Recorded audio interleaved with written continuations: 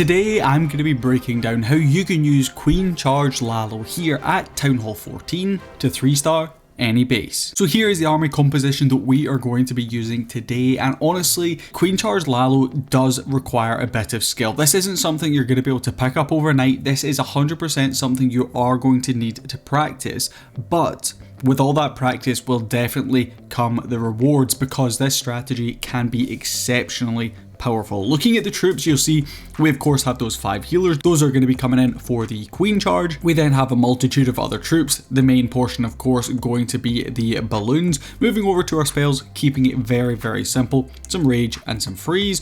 Over in our clan castle, we're probably typically going to be looking to use a flame flinger to help set up the funnel, but you'll see we do of course have the blimp in there as well, just to help in case we need that additional siege. And then moving over to our 4 heroes, this is going to be what we are going with. Of course, the equipment for those heroes is always interchangeable. You can decide as and when you need to use which piece of equipment, but this is what we're going to be looking at in today's attacks. So moving over here into the first example, when you're coming in with a Queen Charge, it's really important you set out your objectives before you dive in with your Queen. For us, the main objective here is going to be using that Queen to get plenty of value. Now, when we're talking about value, I don't mean just pick out a few defenses on the outside of the base.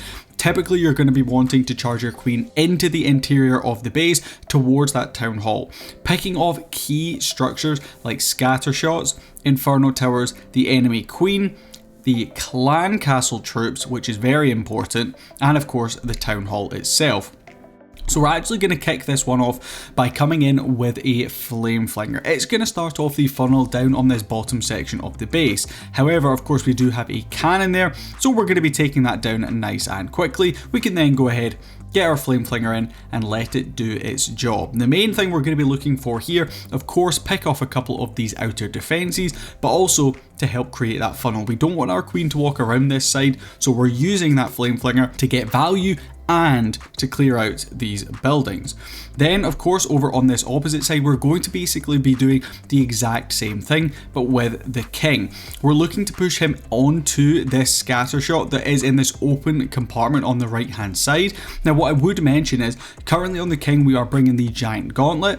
However, you can swap this for the earthquake boots if it's a closed off compartment. You'll see right here we have an open wall section, which means we can get our king to go in there and clear out that compartment with the value of the giant gauntlet. If that was closed, like I said, you may need to swap over to the earthquake boots to get them in. Then kicking off our Queen, she's going to be coming in, of course, that unicorn just for a little bit of extra healing power down on her. Once you have gone ahead and made sure she's going the correct direction, you're going to go ahead and drop a Cocoloon. That is this black balloon coming in right there to test for any seeking air mines. You're then just going to get those healers in and get your Queen Charge going. The king done his job, cleared out that whole right hand side compartment, spot on. And now we can go ahead and get going with our Queen Charge. Like I said, a couple of main objectives here is trying to push towards that town hall, dealing with some of those enemy heroes that could potentially take down your balloons, and all importantly, trying to deal with those clan castle troops. Clan castle troops can be absolutely deadly coming in with your LaLo. You know, something like super dragon, regular dragons, even super wizards, something like that can wreak havoc if you don't deal with them. So it's always recommended to try and take them out with your Queen Charge portion. Luckily for us here, we created a strong enough funnel that we were able to push in and deal with that town hall. We're then just going to let the Queen do her thing while we start to think about the next stage of the attack. This is again going to be just a little bit of funneling to take down this air defense up here, so our one and only Lava Hound is going to be able to funnel over to the remaining air defense right here. Skeleton spell is going to go down. That's going to be used to help tank for some of these enemy heroes, again allowing our royal champion in there just to try and pick up maximum value. We're going to be popping her ability, which of course is going to be the rocket spears and seeking shield, trying to just clean out some of this top section of the base, which will allow our LaLo portion of the attack to go in the correct direction. Now, if you've not done a LaLo before, it's pretty simple, honestly. You're going to need that Lava Hound out in front. It's always going to go to an air defense if there's one available. If you've taken down all the air defenses, it will go to the closest defense. You're then going to come in with those balloons in behind. Typically, you're going to want to deploy these down in multiple different groups, typically of 4 or 5 balloons. In this particular one, we're actually going to spam them in pretty quickly with the Eternal Tome from the Grand Warden to deal with that scatter shot nice and quickly. Of course, we did have some Yetis and a couple other troops, I believe, coming out of that Flame Flinger. They are mainly just going to be to help tidy up the back end. You can swap these for super minions. That's a great option coming in with a LaLo attack, but honestly, that is completely personal preference. And then with all the troops we have left, we're just going to finish off swagging a couple of spells. But this strategy is really versatile. I've seen it used on pretty much every single style of base because the queen charge itself, you can control exactly where you want your queen to go, and as long as you really plan it out meticulously, you're going to be able to get lots and lots of value. So we'll jump in and take a look at another example of queen charge LaLo. Before we jump into this one though, I do want to address some of you regular viewers on the channel may have noticed we have a new logo over on that right hand side on our banner. That is going to be Phoenix Rising. They are a brand new channel partner. They're actually a family of clans dedicated to Lower Townhall. So massive shout out to those guys. They are going to be supporting us and we are going to be supporting them. If you are a player who has a Lower Townhall, go ahead and join. The link for the Discord is down in the description. They're an awesome clan family, constantly looking for new players, and you could be one of them. But let's dive back into this attack breakdown. Again, we've got a pretty difficult base coming in right here. We have the double multi-target Inferno through in the core with those clan castle troops. A couple of key buildings there that we want to probably try and take down with our queen. But we're not going to panic.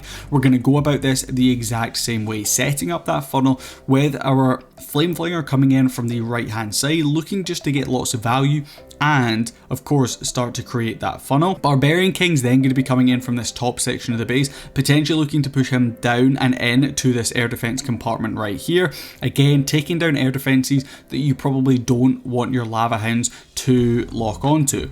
Using those super wall breakers, you of course can use them for your Barbarian King, but all importantly trying to push your Archer Queen straight into the base. With a Town Hall this close to the outside, of course we would be daft to not take it down. It's basically screaming to get Queen charge, so that's exactly what we're going to be doing. Our King ends up getting a load of value for us here, able to not only take down that compartment, but he lures out the clan castle troops and deals with them for us, while also taking care of one of those multi-target Infernos. So we funneled our King a little bit and he really came through for us. Queen charge still going to be going strong. Of course, we did use a couple of Coco Loons at the start, remember.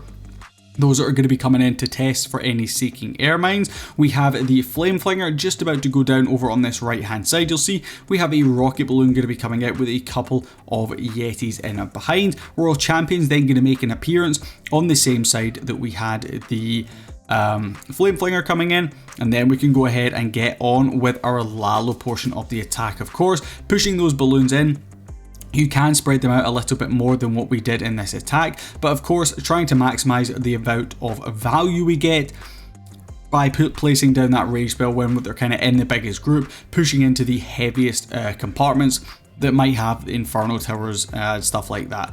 But again, we're going to be finishing off swagging abilities, swagging spells, and absolutely crushing this base. So we do have time for one more example, so let's jump in and take a look. So for that third and final example, again, we're just going to be tanking for that first defense when it comes in, testing for any skeleton traps, for any Teslas, for anything that might pop that could potentially take down our Flame Flinger. Of course, we always want to try and be careful, leaving that Flame Flinger up for as long as possible, maximizing value.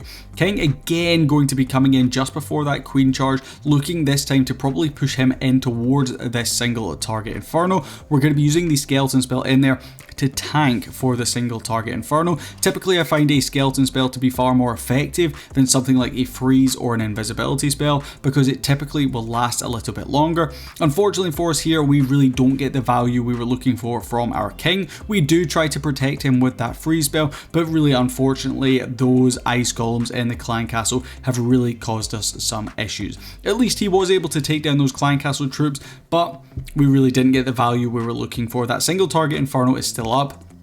and unfortunately could potentially cause our queen some serious issues on the back end. So we decide to go ahead, use our royal champion. She's going to be coming in here just to try and protect this kind of right hand side and funnel at the same time. The king didn't get the value we were looking for, so the royal champion is going to try and pick up the slack. Flameflinger though has done a marvelous job over towards this left hand side of the base, and if we zoom out right here, you guys will see we've completely cleared almost an entire kind of core section of the base right here. We're only leaving a kind of line of defenses over here, which is perfect for coming in with your LaLo. They're not going to be jumping all over the place. They have really clear and defined pathing, and right as you can see here, coming in with multiple different groups means we're going to be able to get nice value from those rage spells. We can go ahead, probably deploy down one in a second, just as we're about to encounter the scatter shot. Now what I would mention is, I don't know if you guys can see it right here, if I try to pause it up, I think yep, they're in there. See the double headhunters, sorry, the triple headhunters.